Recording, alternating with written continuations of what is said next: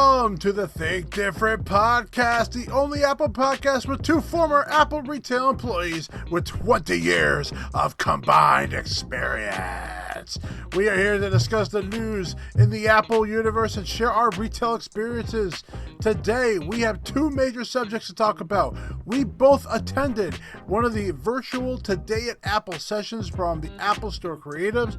Plus, it is the end of an era for one of those products. I am Will, TLD, a former Apple specialist, creative, and genius. Along with me every week is Mr. Beautiful, creative, keto drummer.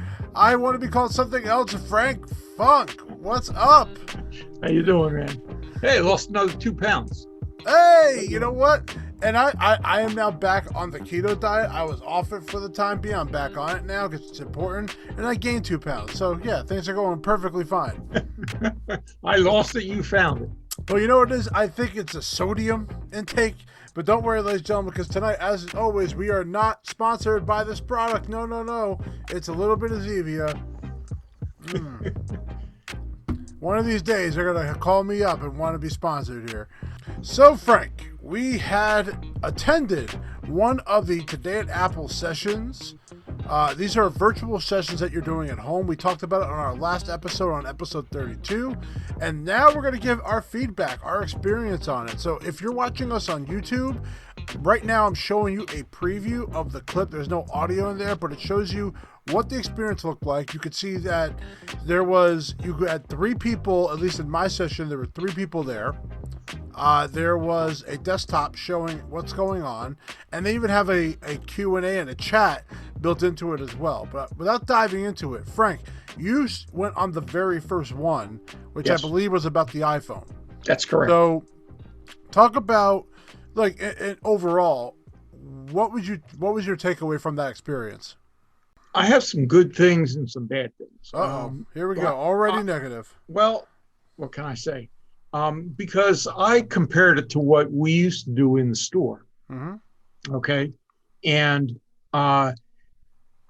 these are well scripted, but they cover limited topics. Mm-hmm. And in my session, there were 4 of us: the creative, 2 Apple guest creatives, they called them, myself, and another participant. So you knew there was only 2 people in there? Yes. Okay, Now, interesting. Okay. You could have a chat, but there were some things that I'll get into that. But I'm going to start at the very beginning. When I signed up, I got a notification, and I put it on my calendar. And then, you get the notice and you say you have to download WebEx Connect, which I did.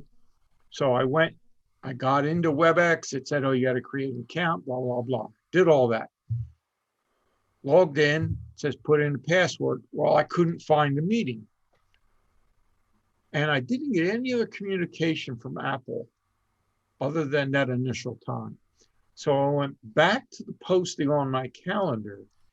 And in notes, there was a link. So I clicked on that link and it connected me and said, okay, put in your Apple ID. I did. Now, one note of caution, if you have autofill, I used autofill. Then what it did was it went right to the password and it filled in my password. However, the password for the sessions is pre-filled by the session. So when I clicked on enter, it gave me an error. And I was like, what the hell's going on? So then when I manually keyed in my Apple ID and hit enter, it got me into the session. So that was the first thing that I thought could be very confusing. I mean, I fumbled through it, figured it out. But if you're new to the iPhone or whatever, and it could be very confusing. So then the next thing, once I was in, they were going through a very routine script. They would explain certain aspects, searching, things that were, basic but necessary. And nowhere in there did it tell me that I could join a chat. So I had to kind of figure my way around. I said, okay, chat with all. Now, when the chat came up, it took over 3/4 of the screen. So it blocked out what the creative was talking about and demonstrating on the iPhone. And were you doing this on the Mac, by the way? Just so that we Yes, make it clear. Okay. I was. I was. So then the presenter stopped. He said, oh, we have a couple of questions. And I was chatting with all, and I didn't see any of the questions that were asked of the creative, and he answered. So my suspicion is that they were supplied or given by the two guest creatives. I call them guest creatives because I don't know. I mean, I guess they were just monitoring what the creative was doing and how it was going. And so, that being said, they, went over the topics. They showed the search field, this Siri, emergency SOS options, which were all under customized settings. And overall experience, I thought it was good, but what it lacked was what we used to do in the store when we had sessions. When the participants sat down at the table, we would ask them, what is it that they wanted to know? What level were they at? What did they know? What did they didn't know? So that we could kind of gauge and build the session on the fly. This eliminates that. Mm-hmm. It's by the script, and you can ask some questions at the end, and they'll, most of the questions were geared towards reiterating what was already said to further explain something that someone didn't understand. But I mean, it is what it is. It's something different. Just a matter of maybe I have to get used to it, get used to the format. And the other thing is, I don't know if you did, but I didn't see any of the participants.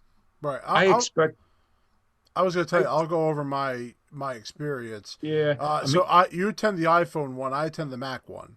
Yeah. And I expected to fully see all of the participants like you would in like we're doing now in a Zoom call. Right. That didn't happen. The only person I could see was Jesse, who was the creative. And then there was Gary and Javier, Thomas, which was a guest, and myself. Mm-hmm. So overall, the topics were, like I said, scripted, covered the basics, and but I think it lacked what we had and in the creative sessions in the store was that interaction between the participants. Okay. So that was my take on it. So my take on it was a little bit different than yours. I would say I didn't have any difficulty getting into the meeting.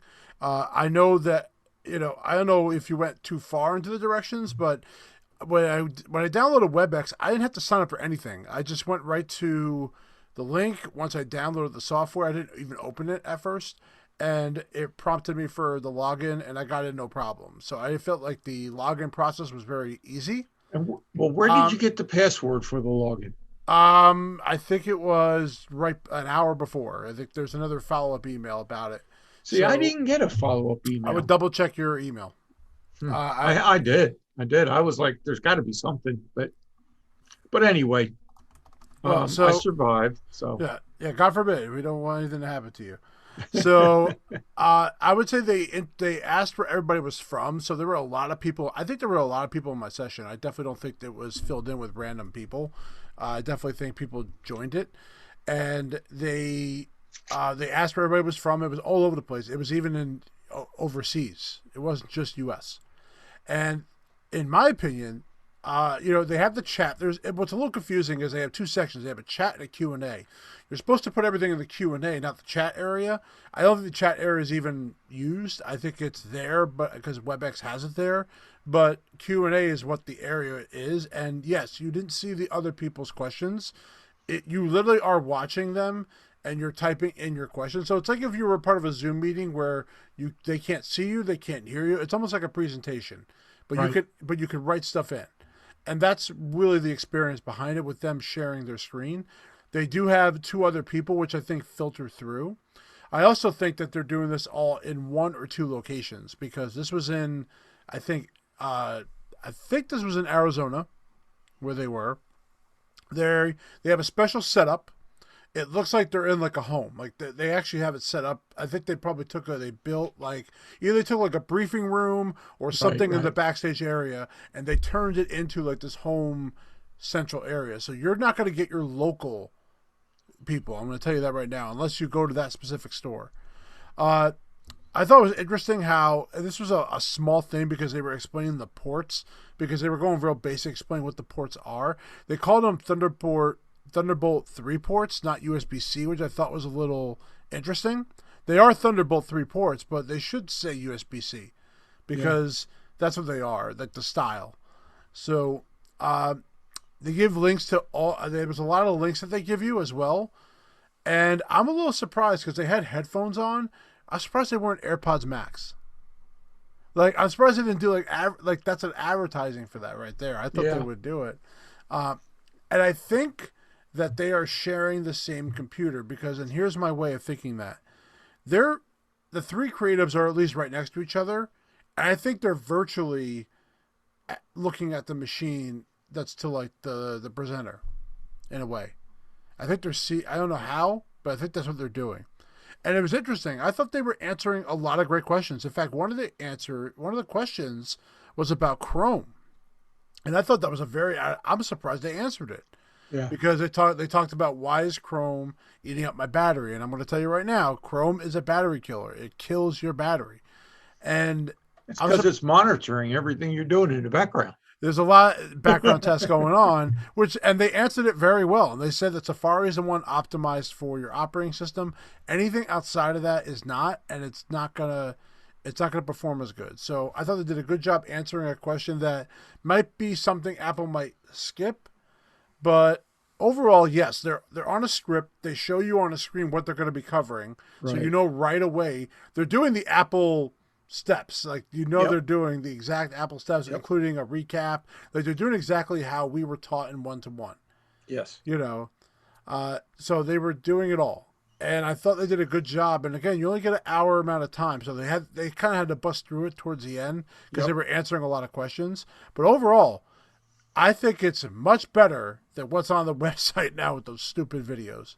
Well, I would agree with that 100%. I just felt that coming from the creative position and having that interaction, it's just not the same experience. And, frankly, I didn't think it would be, but I didn't think I would miss it as much as I did. Mm-hmm. So I guess that's the only point I'm trying to bring across. Yeah, and I would tell everyone that you absolutely need to give it a try, and I think it's better than what they have right now. In fact, really, they have nothing right now. So, I would really like them to publish some of this sometime. I think it'd be great for them. Right now, they're sticking to 3 subjects.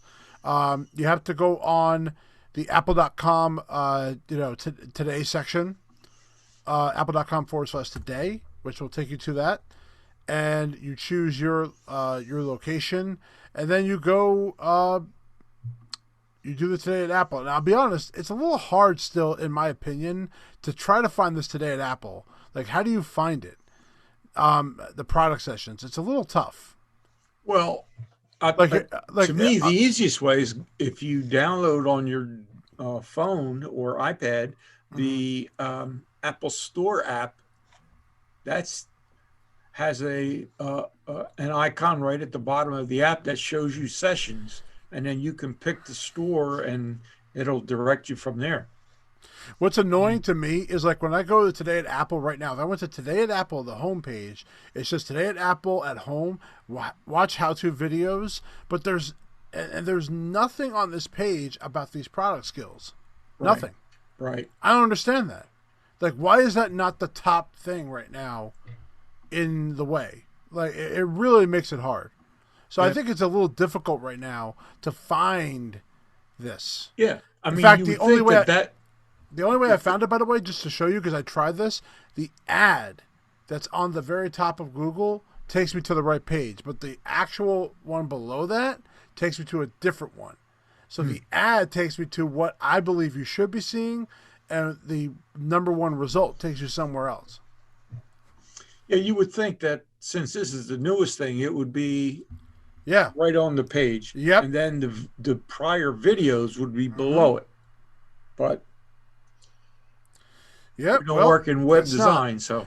Well, I think the important thing is that they need feedback, and I think that, I don't know how, I think there's a way you can give feedback based on the email we probably got after the session. Yep. Probably, I think, if anybody, we should be submitting that to Apple. That way they know to make it better. So, overall, give it a try. Today at Apple at home, I enjoyed it. I feel like I didn't waste my time on the hour.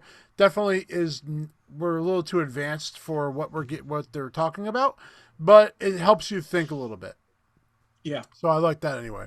But let's talk about the next subject besides Today at Apple. One more big thing happened this week, and it is the end of a product, which, I think was like almost like a substitute for the time being, but the iMac Pro has decided to come to an end because Apple confirmed that they're no longer selling the iMac Pro. So they are still selling it right now, but there is no upgrades available. Once inventory runs out, they will no longer be available. And it was released in 2017. It was deemed the most powerful Mac ever, with the all-in-one computer aimed for creative and professionals. It made its debut in August of 2017, and I have seen it in action. A lot of places, I think, did buy this iMac Pro because, face it, the Mac Pro, the trash can design was so bad that this was like a substitute until they came out with the new Mac Pro that they now have.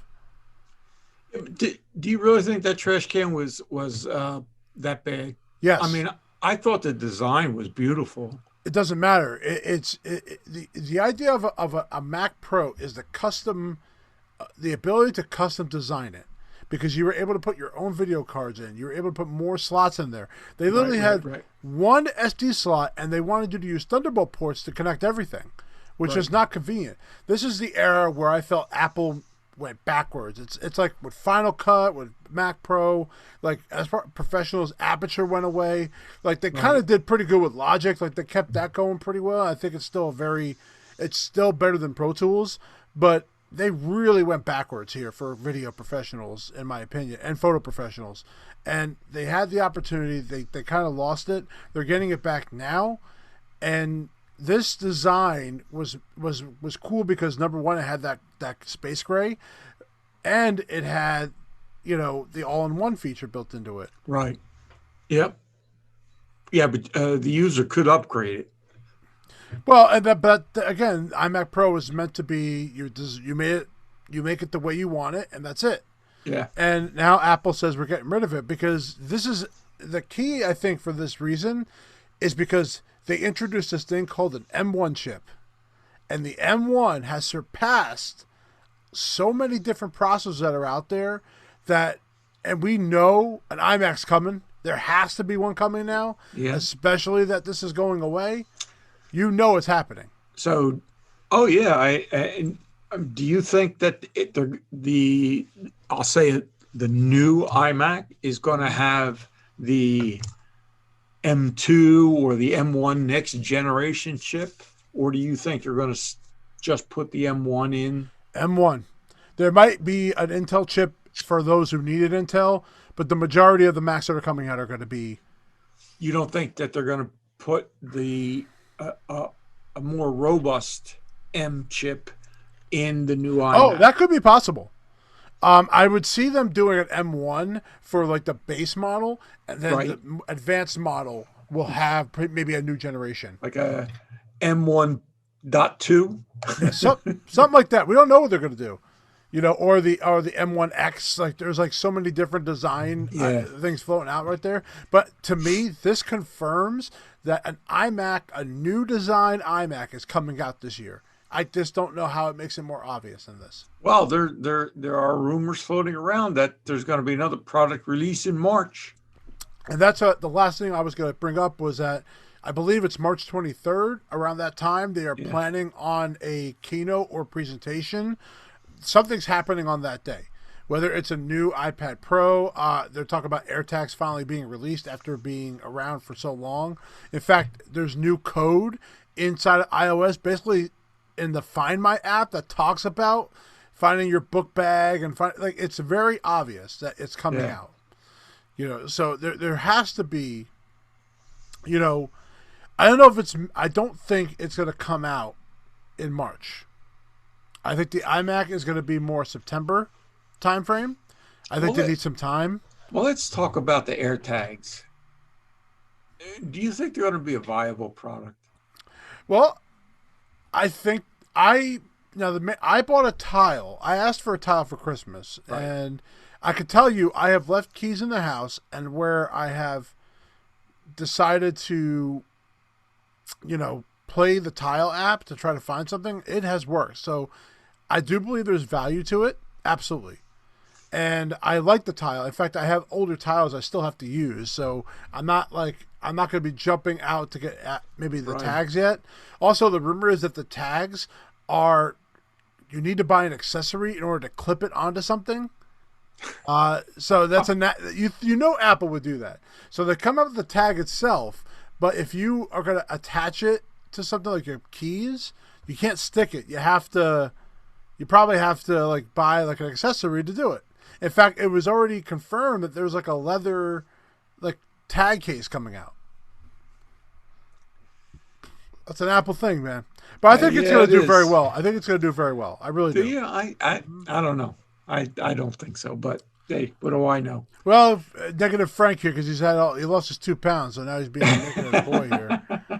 But I'm excited for what's going to happen in the future of this. But I thought these were two great stories to talk about, and honestly, I'm looking forward to the future. In fact, if you look on our YouTube page, I just released a video showing how to navigate your desktop with using Finder, and I thought there was some pretty cool stuff I talked about in there. Frank, you have any takeaways from that video? Yeah, I enjoyed it a lot. It's as usual, Will. You always come up with something that a user can walk away with and go, "Wow, I didn't know I could do that." From there, and it's very useful. I think all of our viewers should take a look at it. I think they'll pull something from it, and they can wow their friends at a Meet My Mac party. Mm-hmm. Of course, man. Everybody wants to come to a TLD party. That's it. That's it. We want to thank you guys for joining us for this podcast, and we are going to be back in 2 weeks again for another great episode. And actually lined up, we do have a special interview possibly, which I'm looking very forward to, and hopefully, as long as the schedules work out, we can bring that interview with you next time.